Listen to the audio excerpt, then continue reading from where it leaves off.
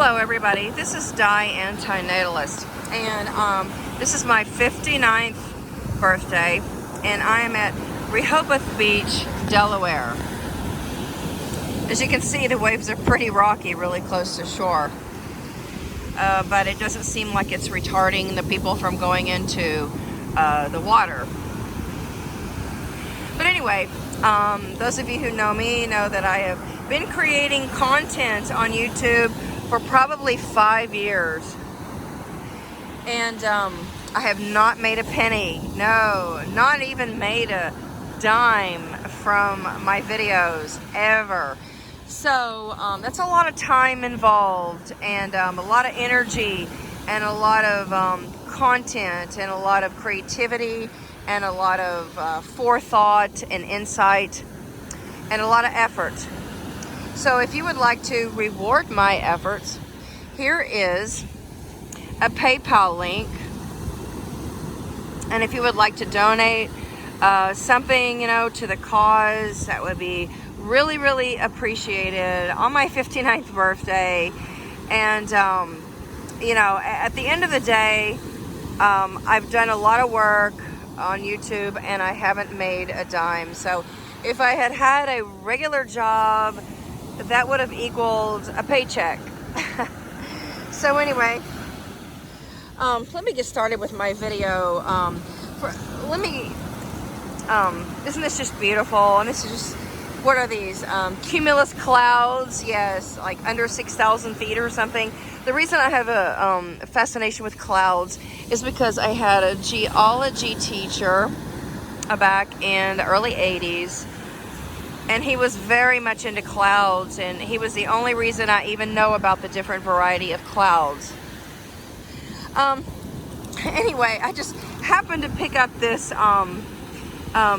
protein bar, and this is plant powered. This is a bar made with fava bean protein and brown rice. And as you can see, it's like commemorates a birthday. I got it at my regular grocery store. This bar wasn't actually my favorite.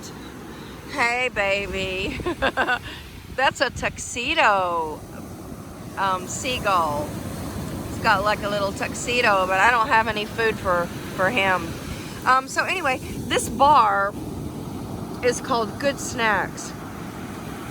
And the reason I know about Good Snacks is my local grocery store had bars for like $1, and they had a bar, it was a blueberry bar, and it just said blueberries across the front, the same exact brand, and it was absolutely outstanding. So the birthday cake flavored one is not so good, but I highly recommend getting the blueberry one. So this newspaper was delivered to my hotel. That's my hotel right there, and I highly recommend the hotel. Is called the Boardwalk Plaza, and they have a child-free or all-adult area on the 4th floor, and nobody can go above the 4th floor unless they're child-free or all-adult. And they at 8 p.m. all of the waiting or the soaking pools and hot tubs are only open to adults. And on the penthouse, which I guess is the 4th floor, or above the 4th floor, it is all adult after continuously. There's never children allowed, so it is amazing. The room is absolutely splendid. It has a Victorian theme. It has antique furniture, and it's very, very quiet because there's no families and no children. Now, this is a USA Today newspaper today, and on the front it says USA reaches 3 million cases of coronavirus. Now, why shouldn't America be, awarded with 3 million cases of corona?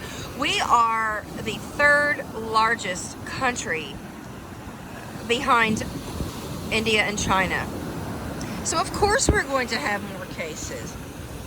The more people that are born, the more people who are going to suffer and die. So I have a little written message here, and I'm going to be reading it, okay? Yeah, so it's my 59th birthday, which means I have lived 21,550 days. That's 3,078 weeks and 4 days. I'm in Delaware at Rehoboth Beach, a place I've been destined to come for years, but kept putting it off. The other day, I was asked by an antinatalist friend if I wished that I had died earlier, and I said yes to him. Of course, not being born would have been ideal. There would have been no trials, no pains, or disappointments. That in and of itself would have been blissful. In addition, the recognition that my own flesh and blood inflicted this harm on me is quite hurtful.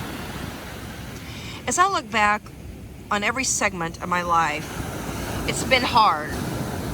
School was hard. My parents were incompetent. Work was disappointing. There's too much wasted time, aggravation, dental and medical issues, vision issues, constant bodily maintenance, gender inequality, and constant misogyny. Dealing with insensitive and unaccountable people, excessive bureaucracy, chasing perfection and altruism, car problems, house problems, red tape, bowing to authority, aging limitations, promises broken, and overall, the pointlessness of it all. I'd say that disappointing people would step to the front of the line, followed by chasing perfection, and altruism is next. Those who we expect the most from let us down the most. Chasing perfection and altruism has sucked the life out of me.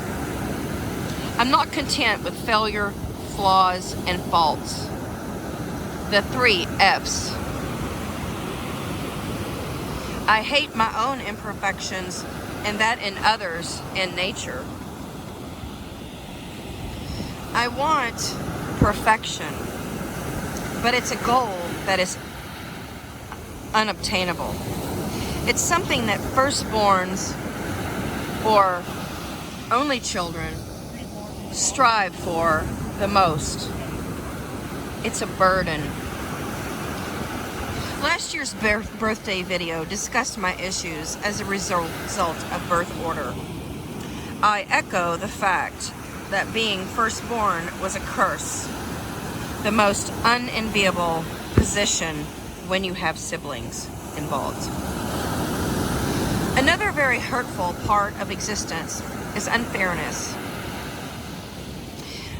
I have been involved with animals and rescue and animal welfare and animal advocacy for as long as I can remember, especially since 1991 when I lived in Houston. And there was a pet contest in Houston, Texas, and I entered it, and I had an elaborate Miss America pet costume design. This was for a humane event, and I actually designed a wagon. I carried a wagon, and the wagon I designed was covered in flowers, artificial flowers, and my dogs were placed inside of the wagon. My dogs had wigs on and other adornments, as if to represent real Miss America beauty pageant contestants. I entered the contest and paraded in front of the audience. And my friend Margot also had a competing pet costume contest. She very rapidly, in the morning of the contest, she decided she would create a homeless dog costume.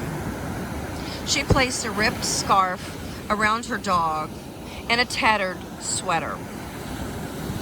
My friend Margot won the costume contest, regardless of the superficial investment that she had in the entire project.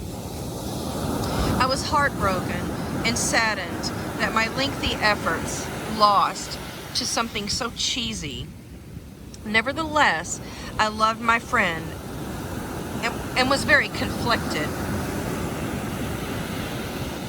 At a more recent pet costume contest in Pittsburgh, I did not enter, but a ridiculous costume contest won solely out of hand applause. And I believe it was a family. This particular family had a group of people, and the award was won completely on hand applause. And so a ridiculous pet costume won over this woman's Jack-in-the-Box entry.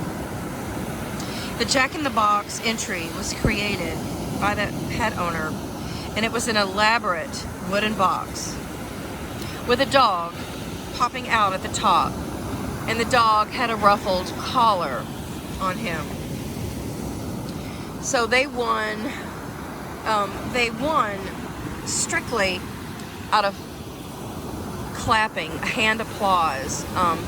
And obviously they had brought many family members there who also supported them. It was quite unfair.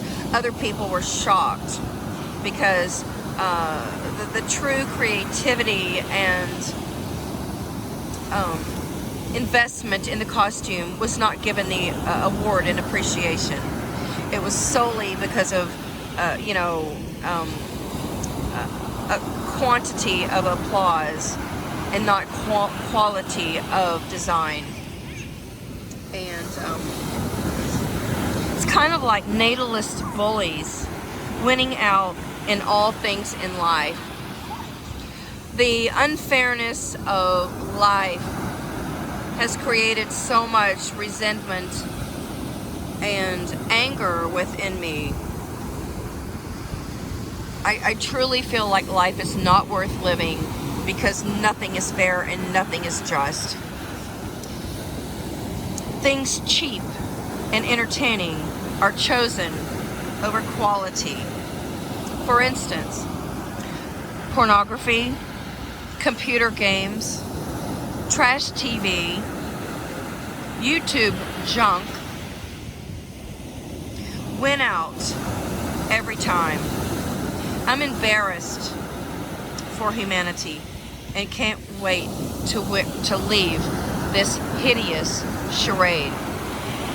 And isn't this just gorgeous though? But you know what? A beautiful sunset and a beautiful beach does not make up for all of the harm involved in existence. And I am rather surprised that, I am still living right now.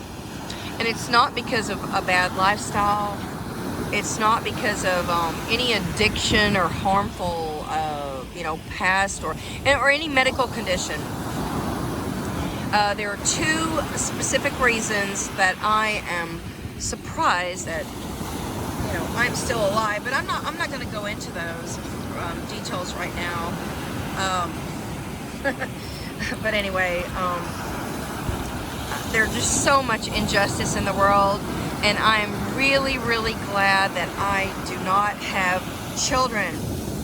So, if you appreciate my content and appreciate sharing antinatalism with a global community, this is my PayPal address, or And so I welcome any and all donations. And you can also respond to me in the bottom of the reply if you've donated, and then I will be sure to you know, give you a shout out the next time I make a video. But yeah, it's time for my birthday dinner, and thank you for watching this far. If you haven't subscribed, please do so.